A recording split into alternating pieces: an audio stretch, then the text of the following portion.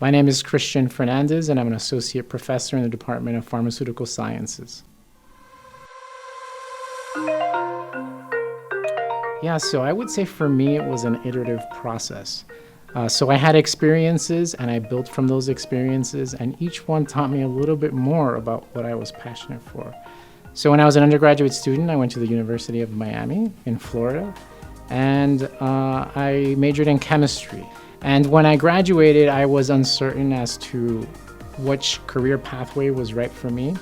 And so what I did is I sought out work experiences, and one of those was as a quality control chemist. And that experience just opened the world of pharmaceutical science to me. I easily gravitated to it.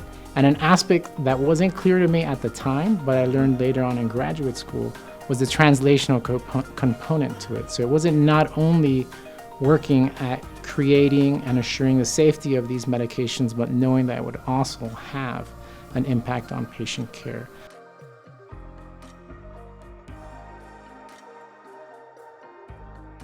So I enjoy telling folks, hey, yeah, pharmacy is not just the over-the-counter stuff. And there are so many aspects of pharmacy that folks aren't aware about, whether it's, their role in healthcare in the hospital or their role in healthcare with regards to research, drug development.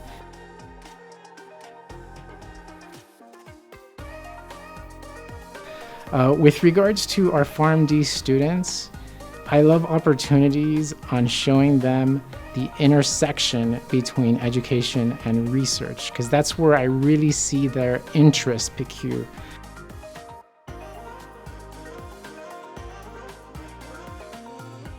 So I can give you an example of a connection that I had with UPMC.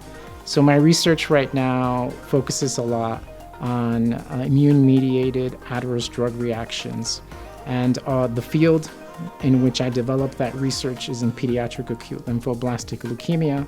And some of the discoveries that we had in that field made it evident to me that there was also an opportunity in the field of arthritis.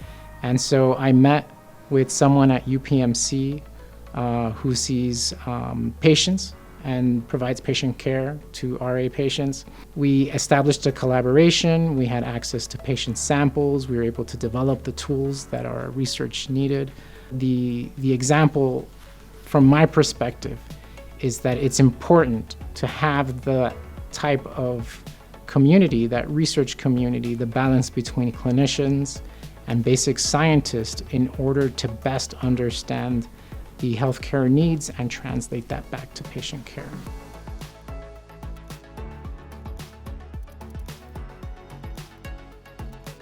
So again, I mentioned to you that I feel like the University of Pittsburgh and UPMC feels a little bit like a family, because we all kind of really unite on improving patient care and healthcare.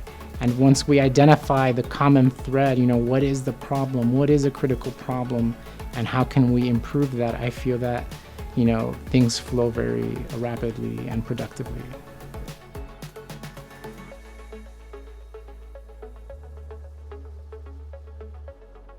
We have the tools required for drug target identification. So we have strong pharmacology, mechanistic research, using genetically modified mice to identify the relationship between a gene and a drug response, or a disease state, or a toxicity.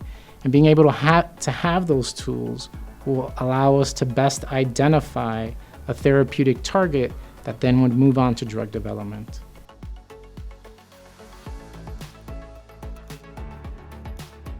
Absolutely, and I guess that's why earlier I mentioned watching their critical thinking development. And I guess it's not only related to their critical thinking ability, but just watching them grow as an individual. It's really a passion of mine to meet with someone and learn about what they're interested in and think about opportunities in my research. Maybe they're things that I'm doing now. Maybe they're things that I was thinking about 5 years down the road. But being able to identify that interest in an individual, linking them to the right resources, and just seeing their talent reach the next level.